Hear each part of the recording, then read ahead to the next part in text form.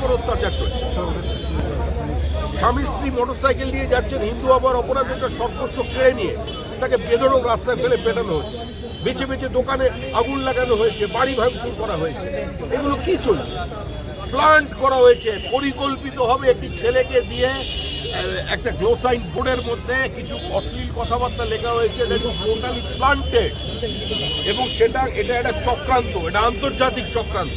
পশ্চিমবঙ্গ এটা সীমান্তবর্তী জেলা, ওপারে বাংলাদেশের একটা ভার্নারেবল কন্ডিশন, যেখানে কার্যত মৌলবাদীরা সম্পূর্ণ আত্মসাৎ করে ফেলেছে গোটা বাংলাদেশকে। ওখানে হিন্দুদের উপর অত্যাচার চলেছে এবং এখানে এই ধরনের কিছু মৌলবাদী অ্যাক্টিভ হয়ে আজকে বেলডাঙ্গার ঘটনা ঘটিয়েছে।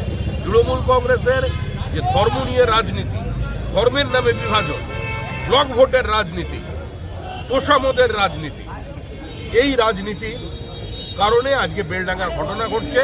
একজন কেন্দ্রীয় মন্ত্রী তার এটা দায়িত্বের মধ্যে পড়ে যে তার যে রাজ্যবাসী কিভাবে আছেন, সেখানের হিন্দুরা কিভাবে আছেন, এটা দেখতে যাওয়া কোনো অপরাধ নয়। পুলিশ ওখানে অত্যাচার বন্ধ করতে পারছে না, এখানে এসে তারা আমাদের কেন্দ্রীয় মন্ত্রীকে গ্রেপ্তার করছে। পশ্চিমবঙ্গে কোনো গণতান্ত্রিক ব্যবস্থা নেই।